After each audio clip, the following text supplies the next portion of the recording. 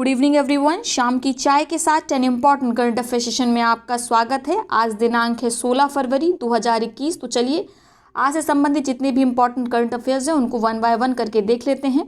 पहला प्रश्न है, किस देश ने ह्यूमन्स इन स्पेस पॉलिसी 2021 के मसौदे का अनावरण किया है? मोस्ट इंपॉर्टेंट आपको याद रखना है, human in space policy 2021 draft का अनावरण किया गया है भारत के द्वारा। भारत से किसके द्वारा? डिपार्टमेंट ऑफ स्पेस और इसरो के द्वारा, ठीक है।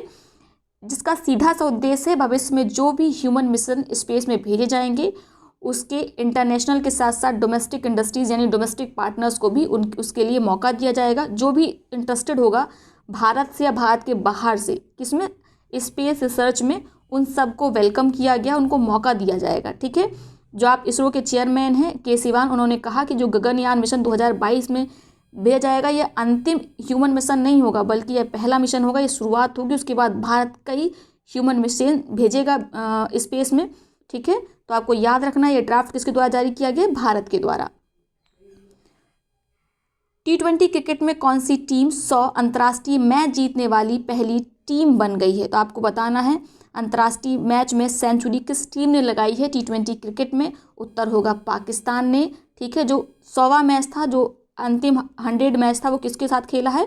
साउथ अफ्रीका के साथ। साउथ अफ्रीका को हराकर पाकिस्तान ने 100 अंतर्राष्ट्रीय मैच का रिकॉर्ड पूरा किया और ऐसा करने वाली पहली टीम हो गई है। मोस्ट इंपॉर्टेंट याद रखना है, किसी न किसी आगामी परीक्षा में यह प्रश्न आपको देखने को मिल जाएगा। अगला प्रश्न है, भारत सरकार ने आपातकालीन मानवीय सहायता के तौर पर किस देश की सरकार को 2000 मीट्रिक टन चावल उपलब्ध करवाए हैं? मोस्ट इंपॉर्टेंट, इसको भी याद रखेंगे। तो आपको बताना है कि मानवीय सहायता के तौर पर भारत ने किस देश की सरकार को 2000 मीट्रिक टन चावल उपलब्ध कराए हैं? उत्तर होगा सीरिया। मोस्ट इंपॉर्टेंट याद रखिएगा, ठीक है। साथ में याद रखिएगा क्या भेजा गया है? 2000 मीट्रिक टन चावल। निम्नलिखित में किस राज्य ने जलाभिषेकम अभियान का उद्घाटन किया है? तो वर्तमान में इसका उद्घाटन किया गया है मध्य प्रदेश के द्वारा जलाभिषेकम अभियान का। यह अभियान पहले से मध्य प्रदेश में चल रहा था, 2011 में इसको शुरू किया गया था, लेकिन आप जानते हैं जब सरकारें बदलती हैं तो अभियान वगैरह भी बदल जाते हैं, ठीक है। तो पुनः बीजेपी की सरकार है, पुनः से यह जलाभिषेकम अभियान शुरू किया गया। ये अभियान संबंधित किससे है? जल संरक्षण से संबंधित, ठीक है। जल संरक्षण के काम में जनभागीदारी को बढ़ाने के लिए जागरूक किया जाएगा। साथ में उनको बताया जाएगा कि आप किस तरीके से नदी, नालों, नहरों की साफ सफाई रख सकते हैं। इसके साथ जो भी NGO हैं उनको भी इसमें शामिल किया जाएगा, ठीक है। अगला प्रश्न है, turn around India 2020 surmounting past legacy नामक पुस्तक के लेखक कौन है? मोस्ट इंपॉर्टेंट याद रखना है, ठीक है। इस पुस्तक के लेखक हैं RP Gupta. Turn around India 2020 surmounting past legacy. इसके अंतर्गत आर्थिक विषय पे जागरूकता बढ़ाने का प्रयास किया गया है, यानी इकोनॉमिक अवेयरनेस पर आधारित है यह पुस्तक। और इसका विमोचन किया गया है जुएल ओराम के द्वारा। ये कौन है? वर्तमान में सांसद हैं, पहले ही यूनियन मिनिस्टर रह चुके हैं और अभी वर्तमान में डिफेंस पर जो स्टैंडिंग कमेटी है उसके चेयरपर्सन भी हैं। तो आपको याद रखना है, ये पूछा जा सकता है कि इस किताब का विमोचन किसके द्वारा किया गया? तो आपको याद रखना है सांसद जुएल ओराम के द्वारा। क्लियर। अगला प्रश्न है, इटली के नए प्रधानमंत्री के रूप में किसे नियुक्त किया गया है? तो आपको ज्ञात होगा कुछ दिन पहले ही हमने बताया था कि जो इटली के प्रधानमंत्री हैं, कोरोना वायरस के लिए जो रणनीति उन्होंने अपनाई वो ठीक से कारगर नहीं हो सकी, इस कारण उन्होंने अपने पद से इस्तीफा दे दिया था। उनका नाम था गुइसेपे कोंटे, जिसके बाद इटली में अभी कोई प्रधानमंत्री नहीं थे। अब नए प्रधानमंत्री नियुक्त हुए हैं मारियो द्राघी। मोस्ट इंपॉर्टेंट याद रखना है, ठीक है। इस्तीफा किन्होंने दिया था उनका नाम भी याद रखेंगे, गुइसेपे कोंटे ने। और मारियो द्राघी ये क्या है? नए प्रधानमंत्री, प्राइम मिनिस्टर हैं। इनको शपथ दिलाई गई है वहाँ के प्रेसिडेंट या चीफ के द्वारा, जिनका नाम है सर्जियो मैटेरेला। याद रखेंगे, मोस्ट इंपॉर्टेंट। अगला प्रश्न देखते हैं, निम्नलिखित में कौन सा मंत्रालय नई दिल्ली में एक भारत श्रेष्ठ भारत विषय पर काव्य संगोष्ठी का आयोजन करेगा? काव्य संगोष्ठी की जगह मुशायरा शब्द भी लिखा रह सकता है, तो आप समझ जाइएगा ये काव्य संगोष्ठी की बात ही कर रहा है। तो इसका आयोजन किया जा रहा है नई दिल्ली में, याद रखना है। साथ में आयोजन किसके द्वारा किया जा रहा है? अल्पसंख्यक मामलों के मंत्रालय के द्वारा, ठीक है, याद रखिएगा।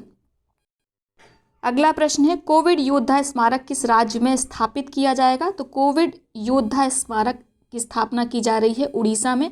इसके अंतर्गत जिन्होंने भी कोरोना वायरस से लड़ते समय अपनी जान गंवाई, निस्वार्थ सेवा की, जिनमें डॉक्टर शामिल हैं, सफाईकर्मी शामिल हैं, पुलिसकर्मी शामिल हैं, उन सब के लिए स्मारक बनाया जा रहा है उड़ीसा सरकार के द्वारा, जिसका नाम है कोविड योद्धा स्मारक। मोस्ट इंपॉर्टेंट, याद रखेंगे।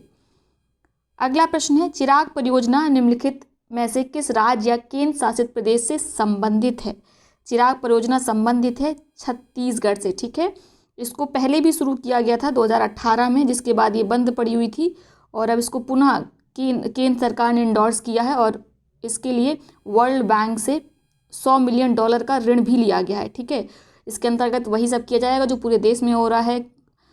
स्टूडेंट का जो युवा है उनका कौशल उन्नयन किया जाएगा, रूरल डेवलपमेंट किया जाएगा, ठीक है, इंक्लूसिव डेवलपमेंट किया जाएगा, साथ में किसानों की जो इनकम है उसको 2022 तक डबल करने के प्रयास किए जाएंगे। ठीक है, तो यही सब किया जाएगा चिराग परियोजना के अंतर्गत। इसका फुल फॉर्म भी है छत्तीसगढ़ समावेशी ग्रामीण और त्वरित कृषि विकास योजना। ठीक है, एक बार फिर से रिपीट कर देते हैं इसका फुल फॉर्म, छत्तीसगढ़ समावेशी ग्रामीण और त्वरित कृषि विकास योजना। चिराग परियोजना है, ये छत्तीसगढ़ से संबंधित है। ठीक है, इसके लिए $100 मिलियन का ऋण लिया गया है वर्ल्ड बैंक के द्वारा। तो ये हैं आज के करंट अफेयर्स। अब देख लेते हैं आज के प्रश्न, जिनका जवाब आपको कमेंट बॉक्स में देना है। जो सबसे पहले सही सटीक जवाब देगा उसके कमेंट को पिन किया जाएगा, साथ में उसका नाम अगले वीडियो में लिया जाएगा। पहला प्रश्न है, केंद्र सरकार ने पारिवारिक पेंशन में दूरगामी सुधार के तहत ऊपरी सीमा को 45,000 रुपये से बढ़ाकर कितनी कर दी है? मोस्ट इंपॉर्टेंट है ये प्रश्न और आपको इसका जवाब कमेंट बॉक्स में देना है। आपके विकल्प हैं 1.25 लाख प्रति माह, 75,000 या 60,000 या इनमें से कोई नहीं। ठीक है, दूसरा प्रश्न है, 13 फरवरी को देश भर में किस दिवस के रूप में मनाया जाता है? आपके विकल्प हैं राष्ट्रीय महिला दिवस, राष्ट्रीय रेडियो दिवस, राष्ट्रीय दाल दिवस या इनमें से कोई नहीं। अब डिस्कस कर लेते हैं पिछले प्रश्नों को, जिनका जवाब सबसे पहले सुधीर कटियार जी ने दिया था, उनके कमेंट को पिन कर दिया गया है। पहला प्रश्न था, भारतीय नौसेना का सबसे बड़ा युद्धाभ्यास कौन सा है जो हिंद महासागर क्षेत्र में आयोजित किया जा रहा है? मोस्ट इंपॉर्टेंट है, यह आयोजित किया जा रहा है हिंद महासागर क्षेत्र में। ठीक है, भारत का सबसे बड़ा नौसेना अभ्यास है जिसका नाम है ट्रॉपिक्स 21। ठीक है, इसका आयोजन कहाँ किया जा रहा है? याद रखना है, हिंद महासागर क्षेत्र में। इसमें जल सेना, वायुसेना, थल सेना, तटरक्षक बल सभी शामिल हैं। ठीक है, अगला प्रश्न था, पार्सल आइलैंड किन दो देशों के बीच विवादित है? तो यह विवादित है चीन और वियतनाम के बीच। ठीक है, पार्सल आइलैंड वैसे हमेशा से वियतनाम का था, लेकिन चीन को लगता है कि जो भी साउथ चाइना सी में द्वीप हैं वे सब किसके हैं? चाइना के हैं। तो ये जो कहावत है कि हर चमकती चीज़ सोना नहीं होती है, वैसे ही चीन को एक कहावत के द्वारा समझाना चाहिए कि हर द्वीप जो साउथ चाइना सी में है वो चीन का नहीं होता है। ठीक है, तो आपको बस इतना याद रखना है। ये तो मजाक की बात हो गई, पार्सल आइलैंड संबंधित है चीन और वियतनाम से। ठीक है, और ये कहाँ पर है? साउथ चाइना सी में है। साथ में आपको और एक बात बता दें, उत्तर प्रदेश की जो अभ्युदय योजना है, अगर आपने उसमें अभी तक रजिस्ट्रेशन नहीं कराया है तो करा लीजिए। जो पहले रजिस्ट्रेशन कराए थे उन बच्चों को कॉल वगैरह की गई है और उनकी क्लासेस भी शुरू हो गई हैं, यानी कल से उनको क्लासेस दी जाएंगी। ठीक है, 17 तारीख से। और अब पुनः रजिस्ट्रेशन शुरू हो गया है। अभी टेस्ट वगैरह नहीं हो रहा है, लेकिन आप अभी रजिस्ट्रेशन करा दीजिए। उसके बाद आपको मेल के थ्रू बताया जाएगा कि आपका टेस्ट किस दिन आयोजित होगा, किस समय स्लॉट पर आयोजित होगा। आप टेस्ट दीजिएगा और डेफिनेटली आपको उसका लाभ मिलेगा। गवर्नमेंट की योजना है तो इसका लाभ लेना चाहिए। इसमें आपको मटेरियल वगैरह भी सब फ्री मिलेगा, सब PDF प्रोवाइड कराई जाएंगी। साथ में अगर ऑफलाइन क्लासेस की व्यवस्था इतने बच्चों के लिए नहीं हो पाई, सबको ऑनलाइन क्लासेस तो प्रोवाइड कराई ही जाएंगी। तो अगर आपने अभी तक रजिस्ट्रेशन नहीं किया है तो रजिस्ट्रेशन करा लीजिए अभ्युदय योजना के लिए। लिंक आपको टेलीग्राम ग्रुप में मिल जाएगा। टेलीग्राम ग्रुप का लिंक आपको डिस्क्रिप्शन बॉक्स में मिल जाएगा। ठीक है, तो चलिए यह है आज का वीडियो। आई होप वीडियो आपको पसंद आया होगा। वीडियो को लाइक करें, साथ ही अपने मित्र और सहपाठियों के साथ इसे शेयर करना बिल्कुल ना भूलें। बहुत बहुत धन्यवाद।